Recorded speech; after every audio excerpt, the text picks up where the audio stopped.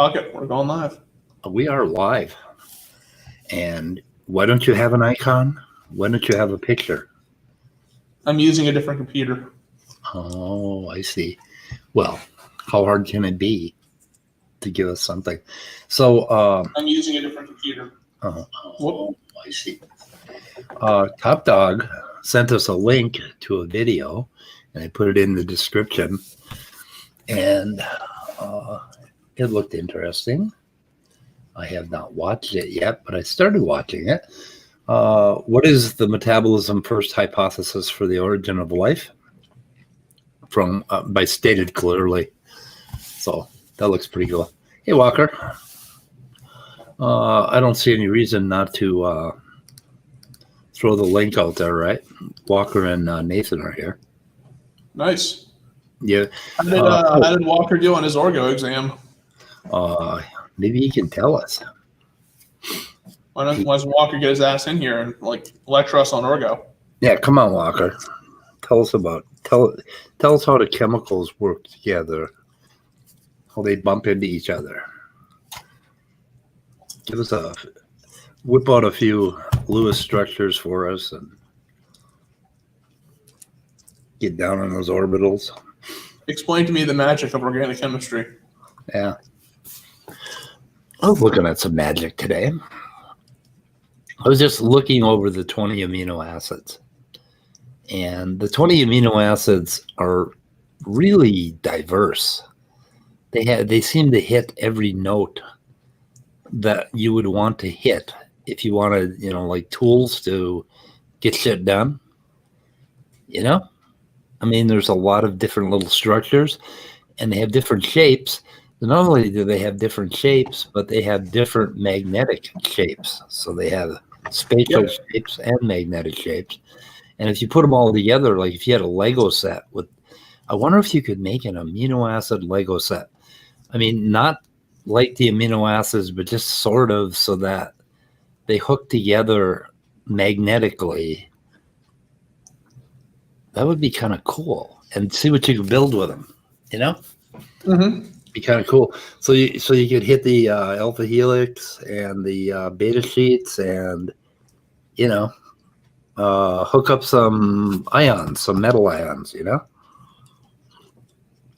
That'd be a cool little set to do.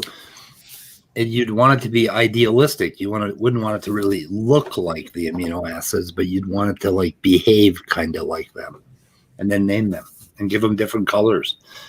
Ooh, you could have indigo and taupe. Taupe would be good. Oh, for the LGBT community, I think. Amusing. Where's Walker? Come on, Walker. What the fuck? Good morning, Nathan, Walker, Scott, Icarus. Okay, so Standing for Truth is really been busy.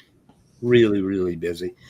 This morning he educated Dr. Joshua Swamidass on genetic diversity because Dr. Joshua Swamidass apparently doesn't know about that.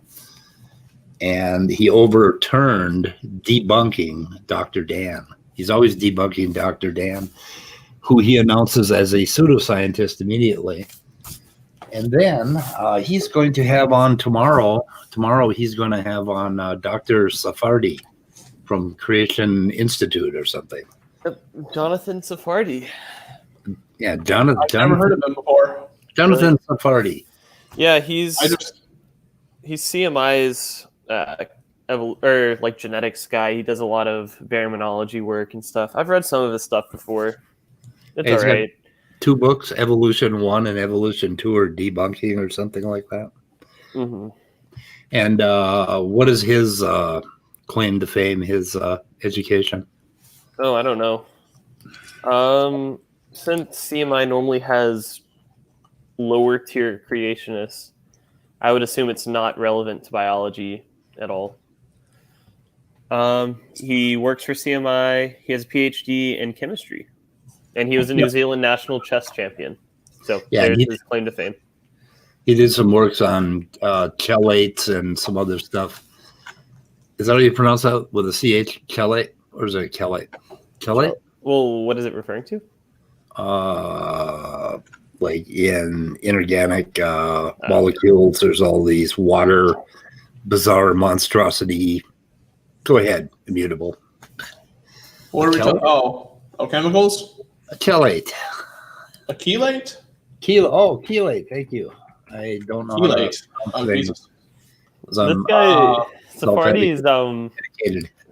Sephardi's Wikipedia page is kind of a roller coaster because it says he's a critic of geocentrism and the myth of flat Earth, and it's like good for him. And then it also says he's a critic of homosexual behavior and abortion, and it's like, eh.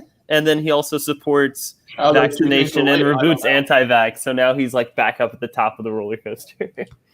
So he follows Andrew Wakefield. Oh, Jesus. Here we go. Yeah. Oh, I thought the educating Swamidass on genetics and stuff is so funny. I also find it funny whenever Standing's like, "Oh yeah, I'm educating Dr. Dan or Dr. Swamidass." Whenever he uses the word educating, I die a little on the inside. I mean, I get it. So Swamidass isn't actually a geneticist. His work is, I believe, it's on like circadian rhythm. He actually works at the medical school that's associated with my school.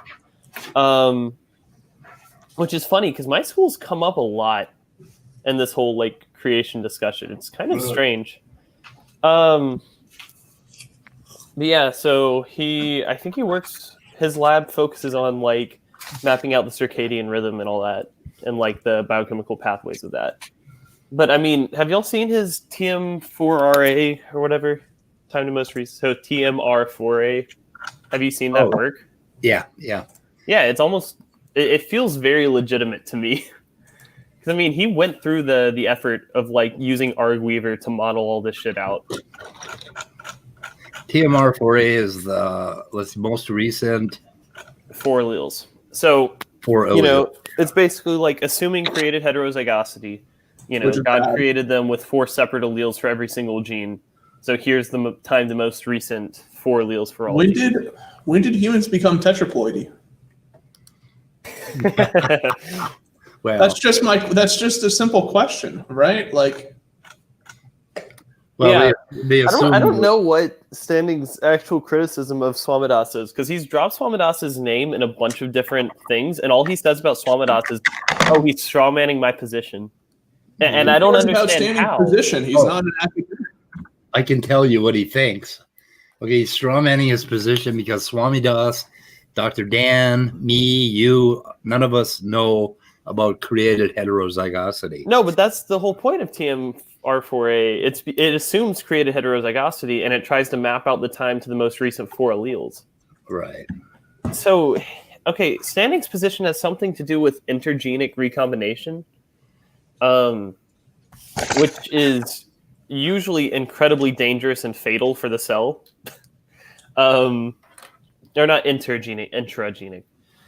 But like, and also it's not like we have experimental recombination rates. And he just sort of says like, no, that's not my position. And he doesn't really ever give an explanation of what he believes.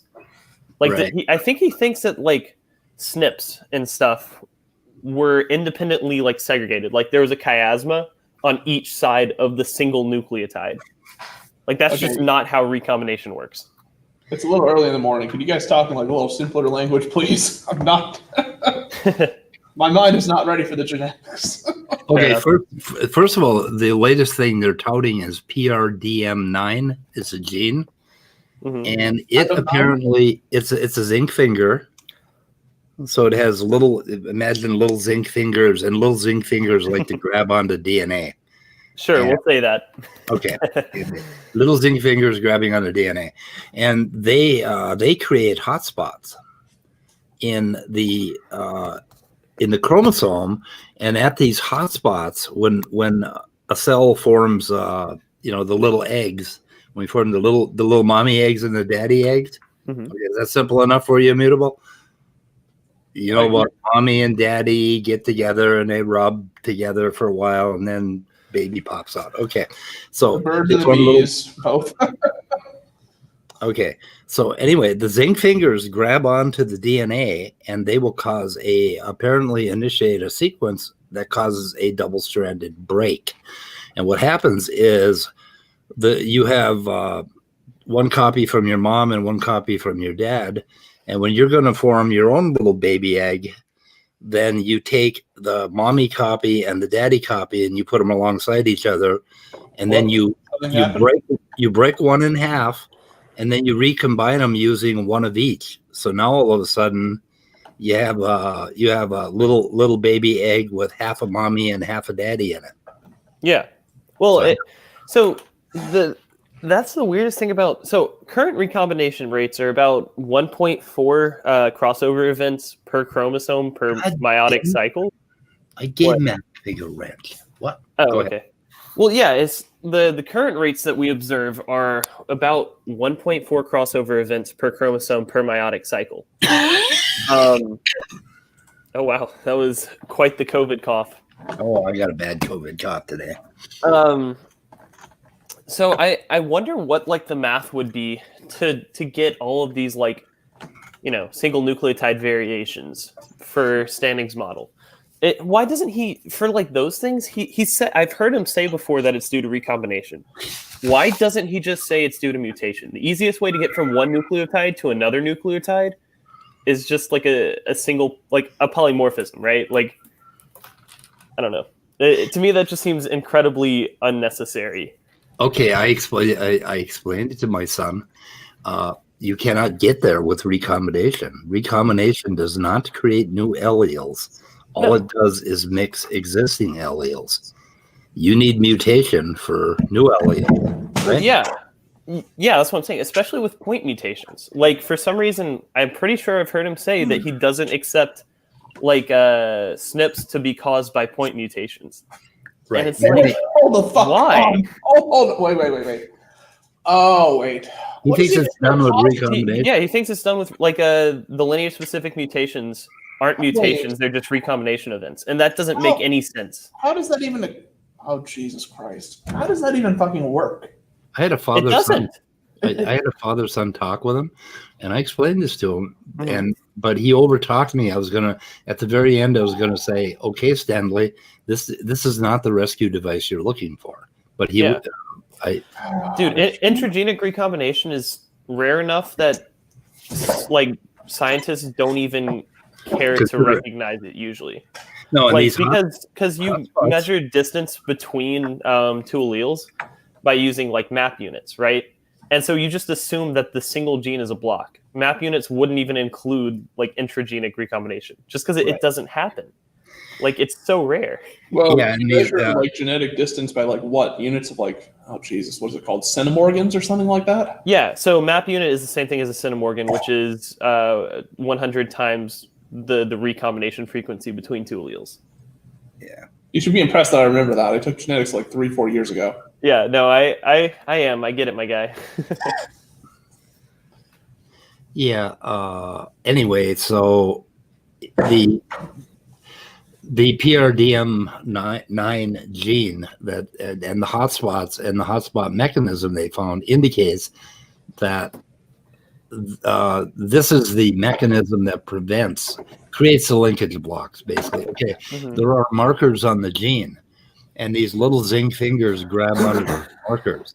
But the thing is, these zinc fingers they have alleles. They have a number, like in mice, I think they found 3 or 4 different alleles for PRDM9, and each one grabs onto a different set of hotspots.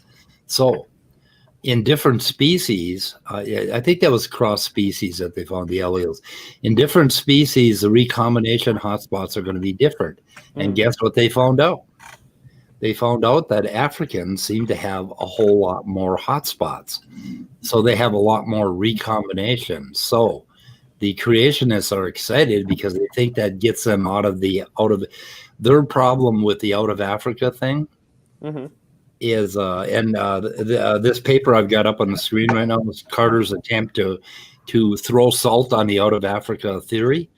And one of the things that I don't know if he brings it up. Anyway, they're trying to explain why Africans have so much more diversity than the rest of the population across the world. Yeah. This is a big problem for creationism, and they keep advertising it as a big problem for evolution, and it's just the opposite.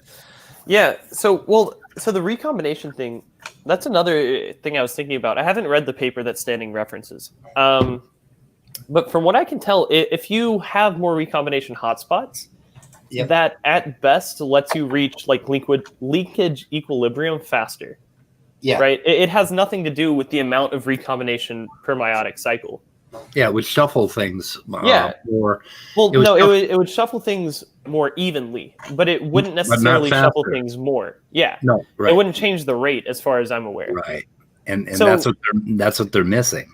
Yeah, so like let's say, in 20 generations there's 75 recombination events for a given chromosome. And in non-African populations, there's 10 hotspots. So 90% of those 75 recombination events are going to happen at those 10 hotspots. So like 67? And you could say like in African populations there's 20 recombination hotspots. That's twice as many. But they're still going to have like 75 recombination events. It's just going to be spread out at different loci. Yeah, the linkage groups are going to be finer grained. Yeah. But I think that's only for the Western African population, not for all African populations. Oh, really? Yeah. That's also interesting because the most diverse places in Africa are usually Central and like South Africa, and like mostly on the eastern side. So Ethiopia, Kenya, Tanzania, that area. Well, the thing about these hotspots and the mutation of that PRDM9 gene, now Standing is claiming that it was invented perfect and that there were lots of recombination in the beginning. When it was perfect, there was a whole lot of hotspots, is what he says in his video. And we gotta go over some of his videos. We're going to have to start listening to enough, and then making comments so we can get through the videos. But okay, so he's claiming that it was invented perfect. And what would you expect? The PRDM9 gene is degenerating. And what does he say? That actually kind of makes sense because there should be a massive selection pressure against intragenic recombination. Yeah, but the hotspots are never in the middle of genes; they're always on the outside of genes. That's what I was saying. So, like, let's say Adam was created with hotspots in the middle of genes. Right. That greatly, that greatly increases the likelihood of like frameshift mutations in the middle of genes. Yeah. Just because recombination isn't super clean usually, and it's definitely not precise enough to like make it an even nucleotide split. Yeah, and here's the thing about that. So there'd be a huge selection pressure against it because 80% of the babies would die if that was the case. Suppose God did it that way. Suppose God intended for it to split genes in half and oh shit! Hang on a second. The easiest thing to do, the easiest thing for Standing to do would just be to say, yeah, Adam and Eve were polyploid. Like it's ridiculous, but that's the most accurate. Suppose God did it that way, and he wanted heterozygosity, and he set it up so that recombination would split genes apart and stuff like that. Mm-hmm. God is still relying on random mechanisms later on to do what he wanted to do, right? Yeah. Another easy thing that they could do is they could just say, like, Mount Ararat, the mountain we call Mount Ararat today probably wasn't Noah's Mount Ararat. And, because I'm pretty sure most biblical scholars would agree that the Mount Ararat today isn't the original Mount Ararat, but it was like a different mountain in the same mountain chain. They could just say, nah, they're wrong. It was in Ethiopia. Yeah, and then boom, your problem is solved with phylogenetic trees and stuff. Well, they have been known to come up with rescue devices. Yeah, well, I mean, it would help their position. I don't think it would help it that much because it's already extremely wrong. So this paper by Robert Carter here that I got on the screen, the recent African origins theory is on tenuous ground. And then he goes on in this entire paper, and all he does, okay, here's the picture, is he points out all the different things about the model that are simplifying assumptions. Okay, every one of them. Hi, John. Good morning, John. Whoa. Don't be surprised if I disappear. I saw you were streaming live. I thought I'd come in and join you. Well, because last night I was invited to Godless Granny stream, and something was going on. I kept dropping out, like, Oh damn. and it never happened before, so I'm not sure what's going on. But anyway, Well, that's Smokey. That's the creationists. Yeah, he's DDoSing you. Right. Like if you try to vote, you'll notice that your internet will start dropping out. Nicholas Whitmire has a DDoS machine set up, and he knows your modem number. Yep. oh wow, Yeah. I'm scared. So sad. That's why I've been dropping out of streams as well recently. So anyway, this whole paper does nothing but point out all the different things that our models don't account for, and then he explains that if you account for all these things, well, then in fact he said I wish I had highlighted it somewhere. Maybe Mm-hmm. he actually tells creationists to use this little fact to fuck people up. Basically, is what he's doing. This entire thing. And that's all it is. It just he goes through one thing after another, and he explains all the places where creationists can do some clever thinking and say some clever things and debate. Can you link me that? Can you post it like a private chat, Michael? It'd be nice. Yeah. No, I'm putting it in the description. Don't make me beg, Michael. You could. All right, he can put it in public chat. I'll put it in private chat. We can work this out, guys. I'm going to put it in my description because you guys should start looking at my goddamn descriptions. I do a lot of work. John, well, if I'm in the video live.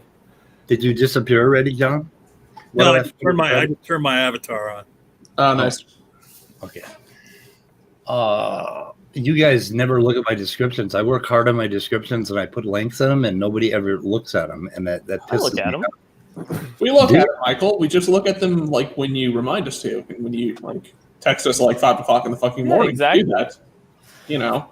But no, I hear this like phylogenetic assumptions argument all the time, and it's just such a weird thing to me because it's math and statistics, right? It's just Bayesian normally. It's not always Bayesian, but usually. You know, you're just looking at like probability distributions. There's not really any assumptions other than like sometimes, you know, if you're creating a model, you might include an assumption about recombination rates, mutation rates, maybe if one specific polymorphism is more likely, or like you know, just a single nucleotide. Why do I keep forgetting the word? Just a single or like a one base. Oh, mutation. SNV? Oh, No, just a point mutation. SNV. God, I kept forgetting the word point mutation. Oh, 6. I don't know why, but yeah. So those are the types of assumptions, but it's never like, you know, you're assuming, and I guess ultimately like you are assuming that these organisms are related. But if you're looking at a phylogenetic tree of humans, I'm assuming they would also find us related, and they accept these same phylogenetic assumptions for like Canidae, but they don't accept them for humans. Go figure. It's so strange. Okay, look at what he wrote here. I will caution the reader at this point. The article might seem to overthrow all arguments based on neutral evolution or bottleneck theories. Both terms will be defined below. Creationists sometimes use these theories to their advantage. In other words, I'm going to poke holes in all these theories, but don't discount them because sometimes you may be able to use them to help your case. Oh my God. So which fucking way is it, dude? Dude, that's dishonest as hell. That's the most dishonest thing I've ever seen. And this is Dr. Robert Carter, their talking head with a foot. Is there a process to remove a person's PhD to take it away from them? That is possible, actually, but it's very, yeah. Yep. You have to try really hard for that one to happen. Yeah, usually you have to be like... It seems like he's doing a pretty good job of invalidating that himself. Yeah, exactly. But this whole article is pretty much the same shit. That's all he does. And he doesn't really ever make a point. That's all he does is say, well, the model assumes that populations are panmixic. You know, that means that everybody screws everybody across the board. And actual populations, basically, you'll go out with somebody from your own town. Right. What if they were to do it like sports, like if a creationist has a PhD, maybe we put an asterisk next to it. Right. That would From Creationist University. Have y'all seen the video of like the shortest creation evolution debate ever or whatever? And it was like a guy talking to a geologist, and the guy says like, the geologist says like, all scientists assume methodological naturalism or something like that. And then the creationist was like, well, not all scientists. How do you know that? And he's like, okay, well, all scientists I know. And he goes, have you read any creationist literature? And he's like, yeah, I don't consider them scientists. It was funny. The video? Yeah. Would it be? There it is. Is it 30 seconds long? Yeah. Well, that's the shortest one. Oh, you beat me to it. I was going to post it. I'm posting it now. Well, yeah, I just think it's funny because he's like, well, hey, do you have the ability to bring it up and just play it? I do. Yeah, do that, man. It's okay. pretty awesome. Let me correct that. My software has the ability to do that, whether or not I have the ability to do that. All right, Michael, playing at semantics. Come on. you softest. I can sure as hell try. Come on, Michael. We all know logical fallacies are the ones that you're not committing. Yes, those are the ones. Let's see. Video. Okay, shortest creationist debate ever. Sure. Hey, speaking of logical fallacies, let me ask you guys something. If a Christian of another sect of Christianity claims that Catholics are not really Christians, is that not the no true Scotsman fallacy? I don't know. Yes. I mean, you could also extend that to Mormons, right? And I think most Christian denominations that aren't Mormon. No, all I'm purely saying is that according to the no true Scotsman fallacy, if one sect of Christianity claims that another sect of Christianity are not Christians, that's the epitome of the no true Scotsman fallacy, correct? Yeah, I believe so. But I'm not sure. We have to be careful about misusing fallacies. But I think that is correct. Like, okay, did you see that thing I had with Cafe the other day? Mm-hmm. Okay, I had that spiritual experience when I was sober and when I was a teenager. And I explained it to him. And at one point, a couple of years ago, he told me, well, that wasn't the real spiritual experience. Okay. I had to do a metric ton of mushrooms in order to have the real experience. I think that was a no true Scotsman fallacy. That was an interesting point of Cafe. I wasn't high enough to have a real. Didn't do enough. Like, dude, I took like so many mushrooms, and I've been trying to recreate that for years. Yeah, exactly. I took like 5 grams of LSD and had a heroic dose, and I can't figure out why I can't have it again. Yeah, I wonder. And you got to do the DMT though to really see God, according to Kathy. If you do DMT, you'll see God. You'll meet God. You'll know He's real. So back in the 70s, when I was doing a whole bunch of LSD and mushrooms, the guy came up to me and said, "Man, you got to try DMT." He said, and I said, "Why?" And he said, "Well, LSD is like a long, slow trip, but DMT is like being shot out of a cannon." And I said, "No, thank you." Wow. Yeah, that's what I'd want to do is be tripping and have the sensation of being shot out of a cannon. Yeah, exactly. Oh man, yeah. I mean, being shot out of a cannon is really, really stressful. But try it on LSD or try it on shrooms. Yeah, man. Yeah. That's what those guys in the circus do when they get ready to go out there and get shot out of the cannon. They drop acid. Drop acid, yeah. Just exactly like DMT. It's like, why the fuck? Skydiving on acid. Why the fuck would I want to do that?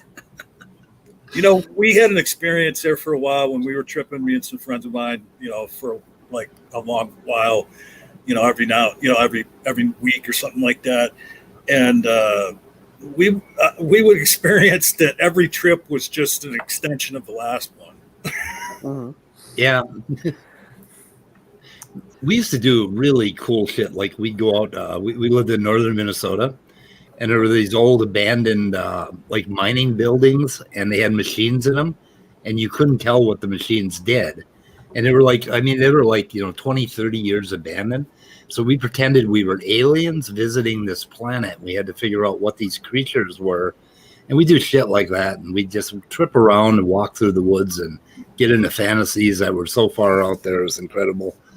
It was pretty neat. Yeah, I took my friend juggling while he was tripping last week. Oh, you took him juggling? Juggling. I am a juggler. I've mentioned that a few times on. But I mean, but what do you like? You took him juggling, like Was he juggling? So he can juggle. He's probably the second best out of my friend group. And so I took him to the juggling club meeting with me while he was tripping. Okay, that answers my question because I was going to say you took him juggling. Like, is there a special juggling place that you go to? Like, yes. Okay. Yeah. Okay. Did he juggle while he was high? Yeah. He said he enjoys juggling while he's high. No, well, I mean, he already can juggle. Yeah. Yeah. Yeah, well, I used to load ore cars with a trackmobile and pulling 12, I don't know, fucking 100-ton ore cars behind me or something. And I used to load them with pellets in a taconite mine. And when I was stoned, when I was really ripped on acid, my loads were perfect. Mm-hmm. And my foreman would walk up to me and say, "Oh my God, your loads are so good tonight."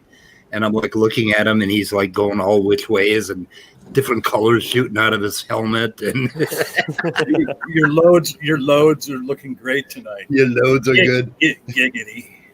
Giggity. You know, the first time I ever tripped was like when I was 25 years old and a couple of my buddies talked me into doing it. And like, I don't know, like after a half hour or so, I'm going, dudes, like, you just gave me a little piece of paper. You fucking with me, you know? And then like 5 minutes later, we were creaking and smoking dope and walking up the middle of this creek.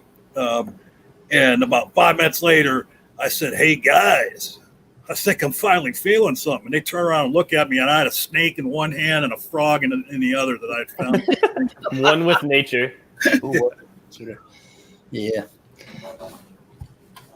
Me and my buddy, I had a 20 gauge shotgun, you know, which all kids had on the range, and we were pretty ripped, and we decided to go shoot the shotgun while we were like really stoned at acid. So we went all the way out to this bridge, and I had the gun loaded, you know, and I was carrying it, and then we shot it, and it was like the fucking world just exploded, and it was like this, in just a reverberating sound that, you know, just boom, boom, boom. And then on the way back, I had him carry the bullets or the shells, and I had the shotgun, and I broke it open because we were so fucking afraid of that gun. It just scared the shit out of us. So we were afraid that somehow the bullets were going to jump into the gun and it was going to fire again. It was like, and then we put the gun away, and we never did that again.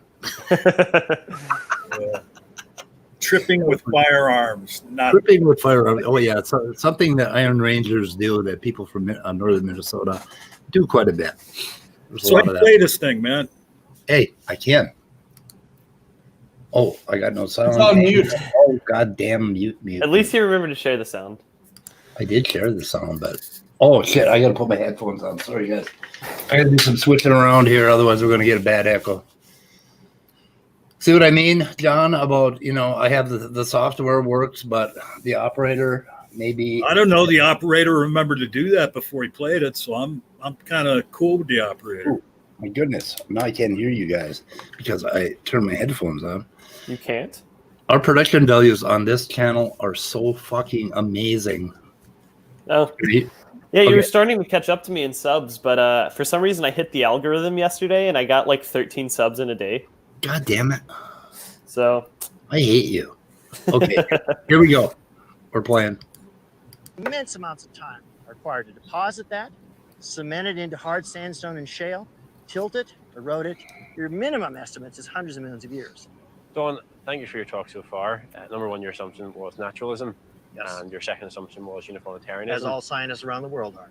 Well, not all scientists. That would be a false statement, so it would. Well, all scientists I'm aware of. Really? So you've never read any creationist literature? Oh, I read them. I don't count them as scientists. Ah, right, okay. That's it. That's it. Okay, quite good then. Okay, quite good then. I guess we're not scientists. Fuck off. Okay. That was pretty short. I watched that whole documentary yesterday, so it's interesting. It was interesting because I felt like it gave like all the different types of flat earthers that we see. So it's like the conspiracy theorists, the thou art holier than thy, or whatever, you know. There was just a bunch of different like types of creationists, and you could sort of see like, oh yeah, this is the category that Neff fits into. If he was on this road trip, like he would be this creationist, you know. Yeah, you mean Neff, Suffering Succotash, son. Like that. Like I watched that debate the other night, and With Leo? Stupid Horror Energy posts in there. Every time you hear a whistle, drink. Yeah, good thing I didn't see that. Yeah. Yep. So the was part of the creationist documentary, it had to be a drinking game. Hmm? Like, I feel like if Nephilim was part of a creationist documentary, you'd have to play like a drinking game for that. If I honestly feel like if they made a creationist version of Beyond the Curve, like they would definitely try to include Neff. He has a very well-known name, even though he's not like that big. You know what I mean? Remember, he was Conservapedia's like top creationist for a few years. Yeah, that's what I'm saying. Did he like disappear for a time?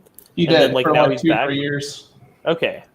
I thought he did, at least. Maybe. Who? Yeah, no, like Neff? yeah, Nephilim free. Yeah, well, because I believe his wife was ill, and he was taking care of his wife. Okay, yeah. Yeah, I that's just rough. love what Speed brought up the other day in a stream where he has credit online on what was it, Rational Wiki or something like that. yeah, it's the Bukkake moon hypothesis. Yeah. Yeah. Lunar Bukkake theory. He's published in Rational Wiki, which is pretty cool.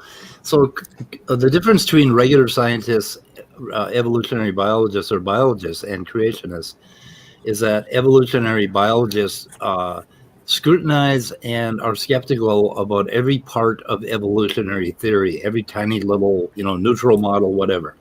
And creation, and they try to disprove and prove, or disprove and find evidence for each part of it.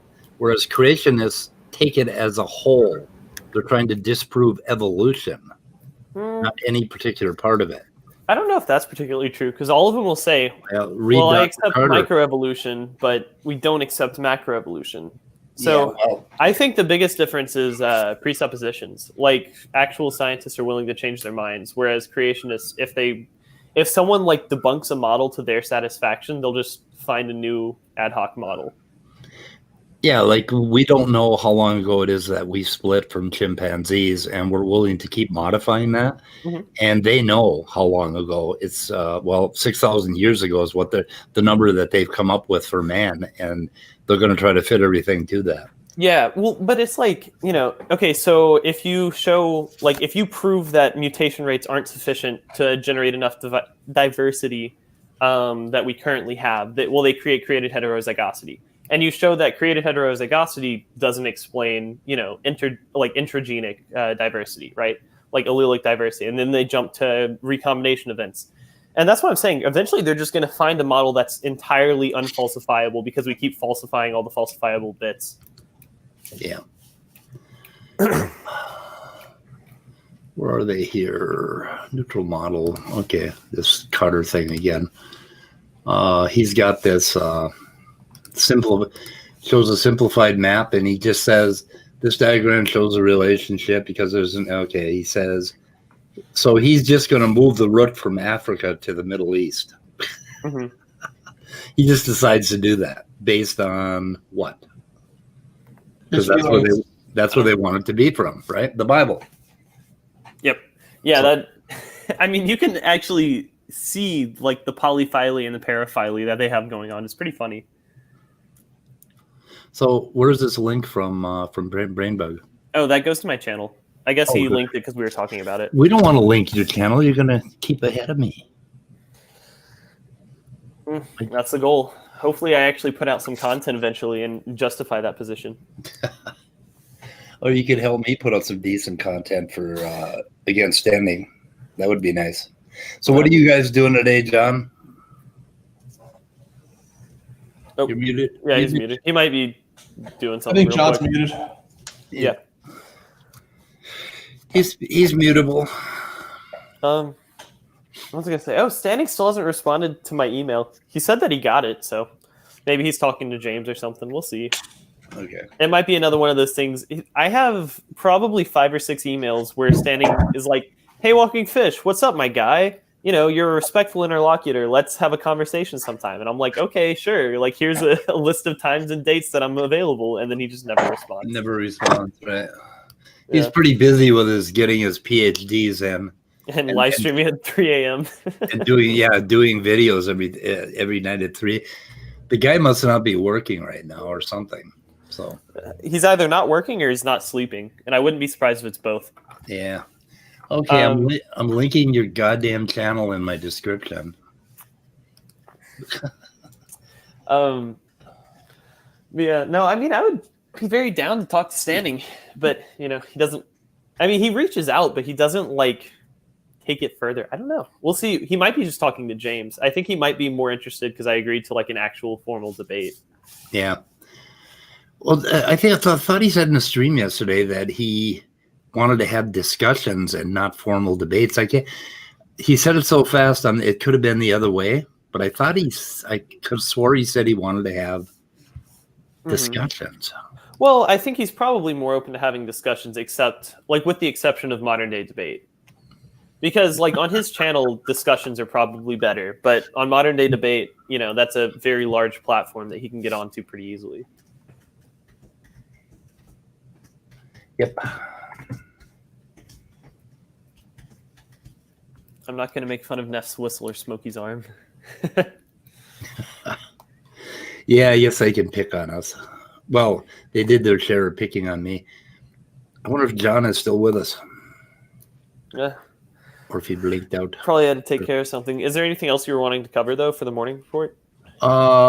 Nothing in particular. Just how'd your exam go? Orgo? It went better than I was expecting it to.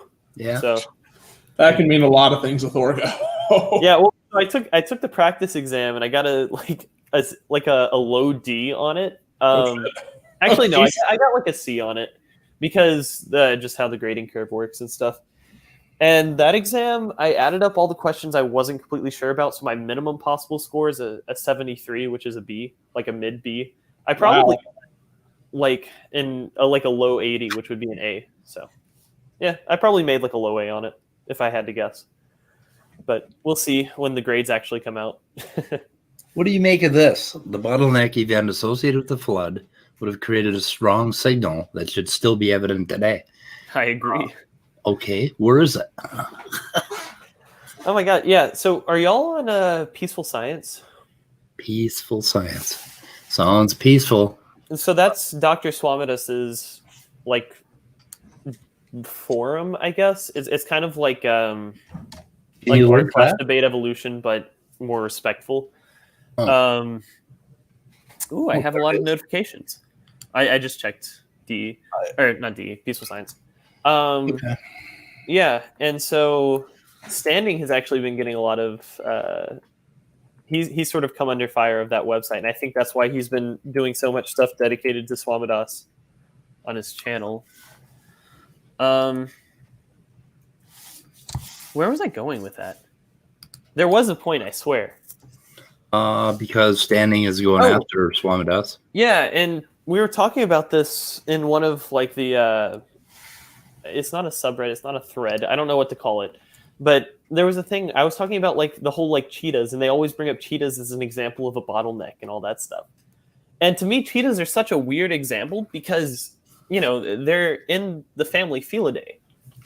So by their own admission, they were the same art kind as like domestic cats and genus Panthera, which would be like the other extreme for Acronyx, right? Acronyx, the cheetah genus.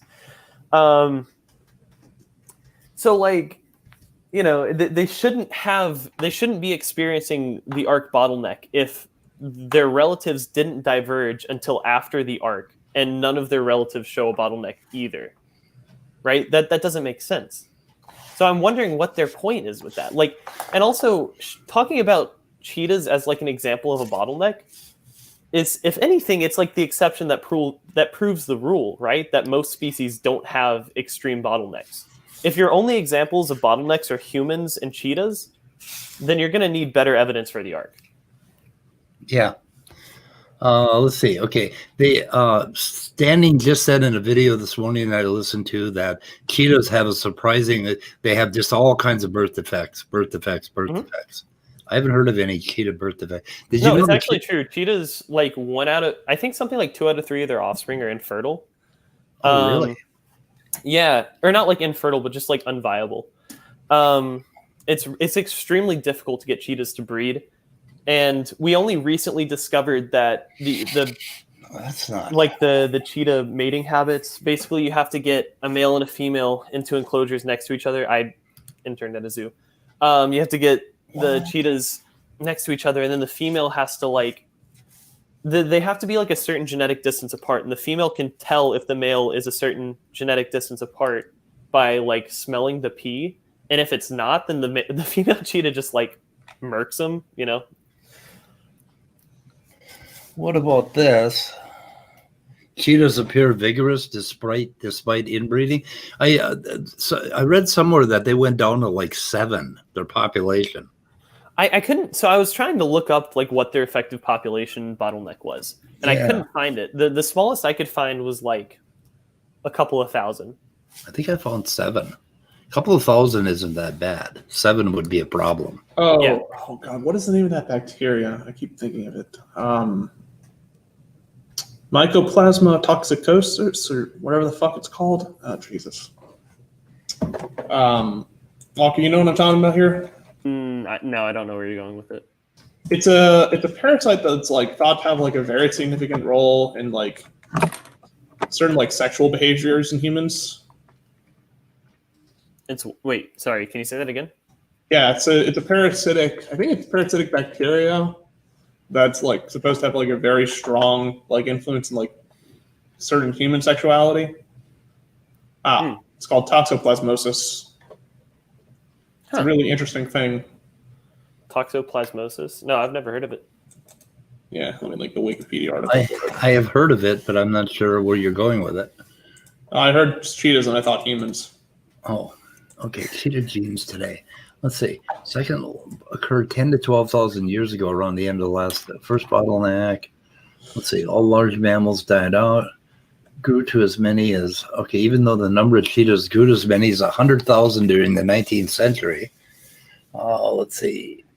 Genetic viability remained low to the extreme bottleneck event that took place thousands of years ago, but they don't tell you what they think the bottleneck was. Somewhere I read 7 one time, and I was really surprised. I don't know where the hell they got the number 7. Well, you know, deer in Finland came from right next to my hometown in Virginia, Minnesota. They sent, I think they sent three females, 3 males, and two of the males died. And I think 3 females survived. And that population grew into a perfectly healthy white-tailed deer population of 700,000 today. So bottlenecks are not always bad things, depending on the genetics of, you know, who they are, basically. So yeah, they're not always bad. Yeah. So the biggest problem with inbreeding is just, you know, deleterious allele accumulation, right? Or not even accumulation, but fixation. So like, even if two parents are carriers for, you know, a deleterious recessive allele, it is much more likely to get fixed in a population if, you know, the population size is smaller. Like, that's the whole thing. Genetic drift just runs rampant in small populations because usually genetic drift is more powerful than, you know, even like selection. Because you have so few, there's so few organisms in the population that the likelihood of any specific gene getting fixed is, you know, what, 1 in 10 if you have 10 organisms? Yeah, it's 1 over 10, yeah. Could you, 1 over the population size. I was AFK there for a while, but could you do me a favor, Walker? Mm-hmm. Could you DM that information to Standing for Truth? Because I would just love to see what he turns that into, what you just said. Oh, I've been trying to.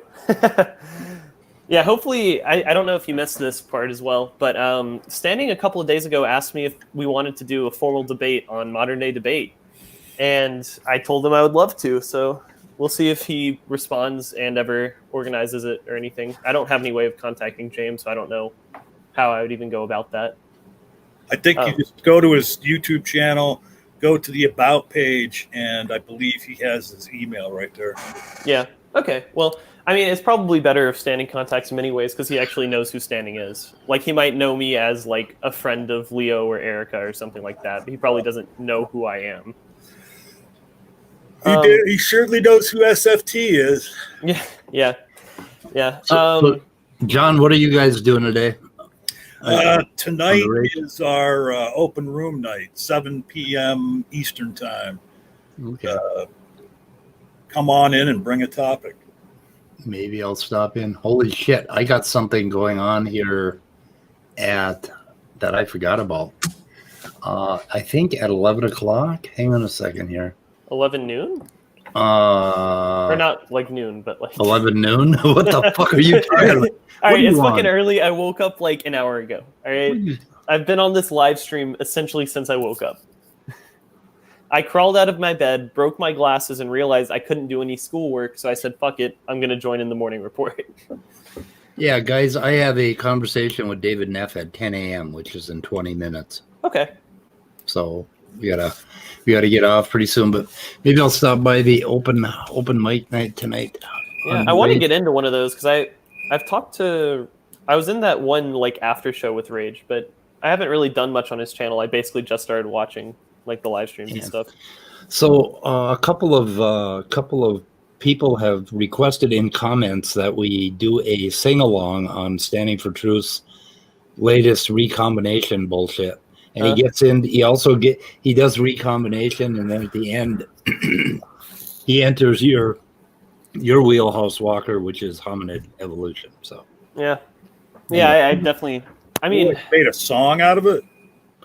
We call it a sing. I call it a sing along when you play a video and criticize them. Mm-hmm. Because all you can do is fucking sing. Yeah, I mean, what else are we gonna do? I'm like a knockoff Dan and Erica when it comes to genetics and hominin evolution, but he's pissed off both of them, so I'm all he's got. You're the man. Yeah. You know, it's something that I want to know more about, but I have so many other goddamn things to know about. And one thing that I'm working on knowing about is population genetics, and that will be very handy for hominids. One thing I'm really excited for is like biostatistics. I feel like that'll be useful. Yeah. But hominin evolution is cool. Sorry, what? You remember the after show after Leo Phyllis's debate that you had, Speed? Yes. And then somebody, when I first came in, had asked, why the hell is Standing for Truth so mad at you, dude? Well, then he was in, I think it was one of Knox's streams the other day, and he's trying to tell me, sorry about the other night. I thought you were somebody else. Yeah. I know. I'm like, and I'm just on the other end of it, like thinking, get the fuck out of here with your post hoc fucking rationalization. Ad hoc, post hoc. He was using. He did the same thing about Immutable. Yeah. He was like, I forgot what he was saying about Immutable, but he was saying like, oh yeah, you're pointless to talk to, you're worthless, and then like he left a comment. I think it was on the after show where he was like, oh haha, Immutable, I do like you. I was just giving you a taste of your own medicine. It was like, all right, dude. Yeah, because Immutable is such a raging fucktard all the time. Get the fuck out of your SFT. Like giving you so SFT. The funny thing about that comment is that because of his total ignorance on anything scientific, he could not give Immutable a taste of his own medicine. Yeah, I had a couple conversations with SFT back in like February, I think, and then I had conversations with Maddox, and they all made it their personal quest to make me irrelevant and to make sure I didn't get any subs and that nobody paid any attention to me. And I think it was because they didn't know how the fuck to deal with me.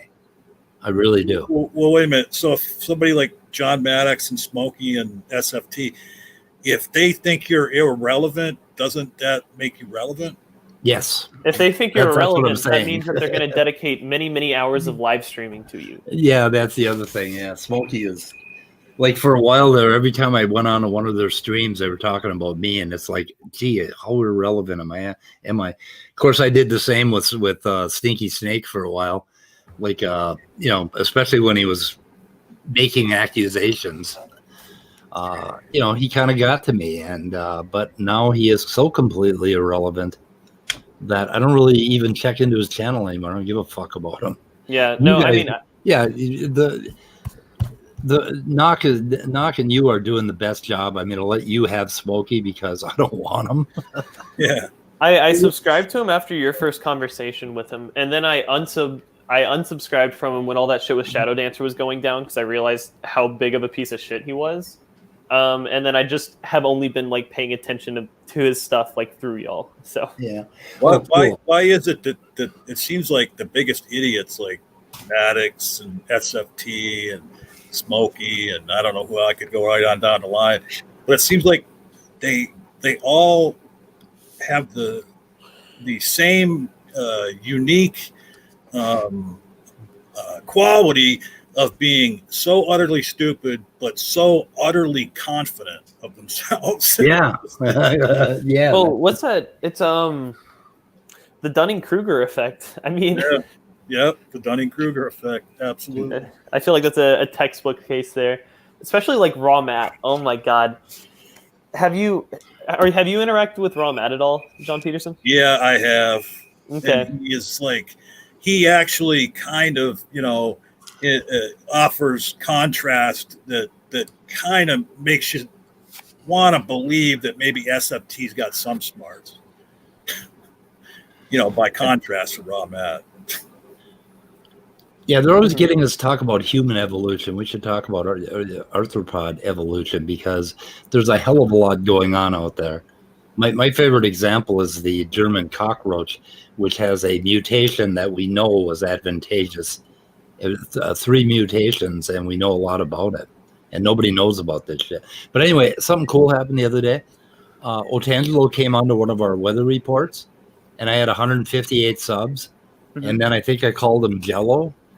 And I was watching my sub count, and it went down 1 almost immediately. and you know what's cool is the last time he did that, he resubbed in 2 days because he couldn't live without me. And I'm waiting now to see the message that Otangelo subbed again. So you guys probably know better than I do, but what's the deal with all these anti-evolutionary Christians? They always want to say that all mutations, have to be beneficial. All mutations are always moving a species forward. They're all hung up on that a mutation not necessarily changes the appearance of a biological being. They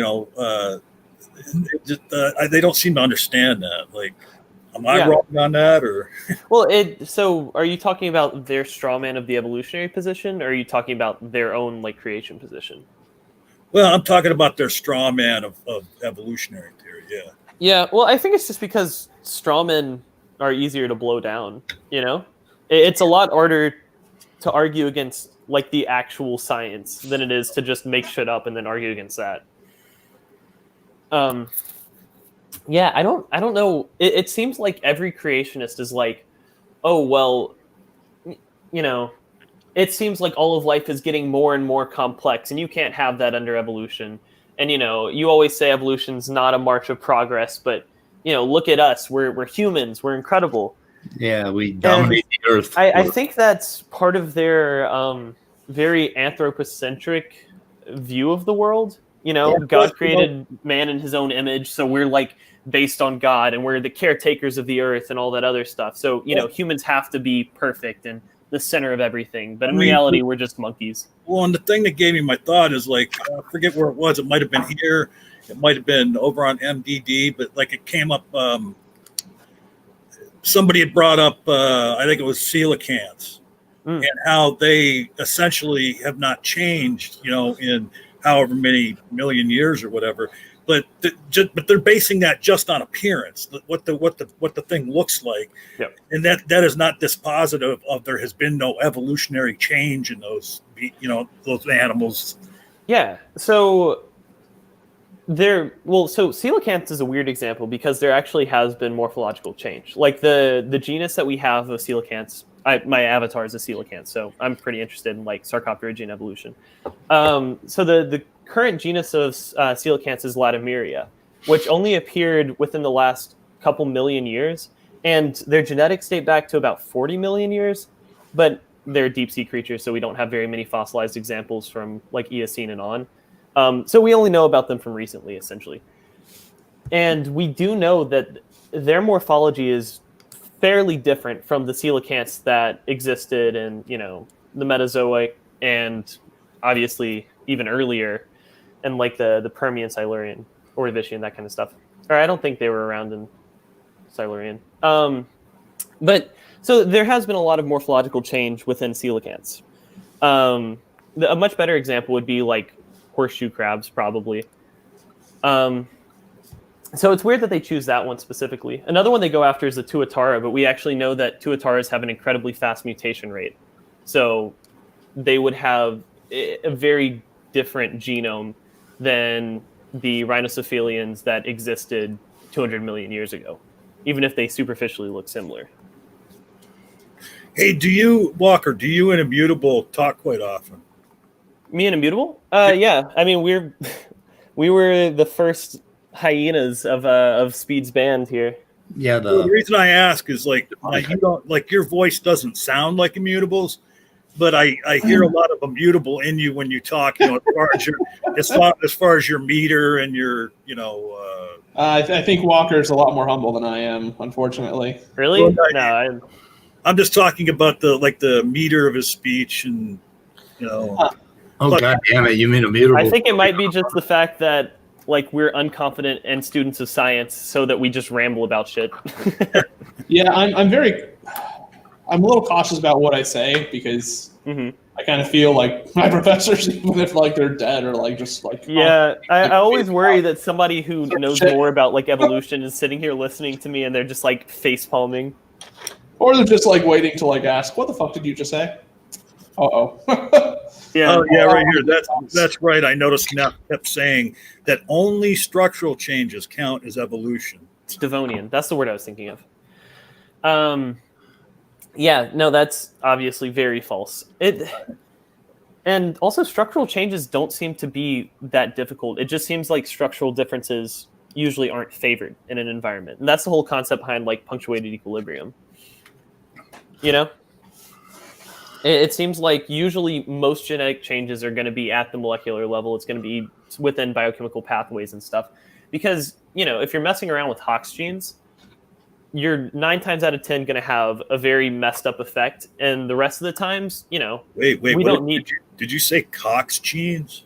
Hox. Cox genes. They're regulatory genes that, tell your arms where to grow and all that kind of stuff. Cox and so genes obviously if you have a fuck you up. mutation in a homeobox gene or a Hox gene of sorts. All right, I thought the conversation was taking another turn there. I'm sorry. Yeah, Cox genes will fuck you up. It's true. Yeah, so normally you don't have huge morphological changes from just one gene, and if you do have morphological change, I am so the idiot in the room. I got a cock in my genes that'll fuck you up.